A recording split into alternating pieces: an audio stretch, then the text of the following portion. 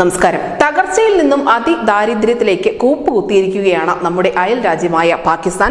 ചെലവുകൾ വെട്ടിച്ചുരുക്കാൻ പുതിയ നിർദ്ദേശവുമായി പ്രധാനമന്ത്രി ഷഹബാസ് ഷെരീഫ് തന്നെ രംഗത്തെത്തുകയും ചെയ്തിരുന്നു. സർക്കാരിന്റെ പരിപാടികൾക്ക് ചുവന്ന പരവതാനി ഉപയോഗിക്കുന്നതിന് പോലും വിലക്ക് ഏർപ്പെടുത്തിയിട്ടുണ്ട്.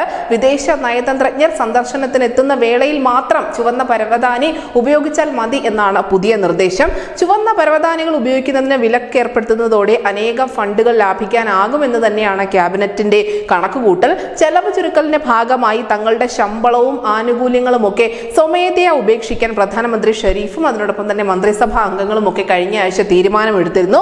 എന്തായാലും മന്ദഗതിയിലുള്ള സാമ്പത്തിക വളർച്ചാ നിരക്കും പണപ്പെരുപ്പവും കാരണം 1 കോടിയോളം പാകിസ്ഥാനികൾ ദാരിദ്ര്യ രേഖയ്ക്കും താഴെ പോയേക്കുമെന്നുള്ള മുന്നറിയിപ്പുമായി ലോക ബാങ്കും ഇതിനോടകം തന്നെ രംഗത്തെത്തിയിട്ടുണ്ട്.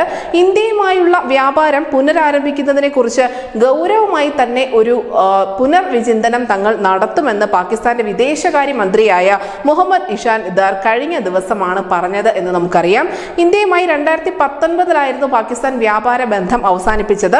ഇത് വീണ്ടും പുനരാരംഭിക്കുന്നതിന് വേണ്ടിയുള്ള എല്ലാ നടപടിക്രമങ്ങളും സ്വീകരിക്കാൻ തന്നെയാണ് പാകിസ്ഥാൻ നിലവിൽ തീരുമാനിച്ചിരിക്കുന്നത്.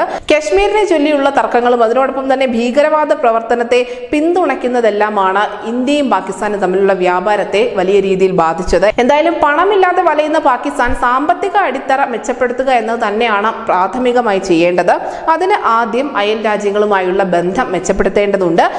ഇതിൽ ഏറ്റവും പ്രധാനപ്പെട്ടത് ഇന്ത്യ തന്നെയാണ്. കാരണം ഇന്ത്യയുമായുള്ള വ്യാപാര ബന്ധം കൂടുതൽ മെച്ചപ്പെടുത്തിയെങ്കിൽ മാത്രമേ പാകിസ്ഥാനിന് സാമ്പത്തികമായി കരകയറാൻ സാധിക്കുകയുള്ളൂ. എന്തായാലും വ്യാപാര ബന്ധം പുനരാരംഭിക്കണം എന്നുള്ള പാകിസ്ഥാന്റെ ഈ ഒരു നിർദ്ദേശത്തോട് അല്ലെങ്കിൽ അപേക്ഷയോട് പ്രധാനമന്ത്രി നരേന്ദ്രമോദി സമ്മതം മൂളുമോ എന്ന് മാത്രമേ ഇനി കാണേണ്ടതുള്ളൂ. News desk news India Malayalam.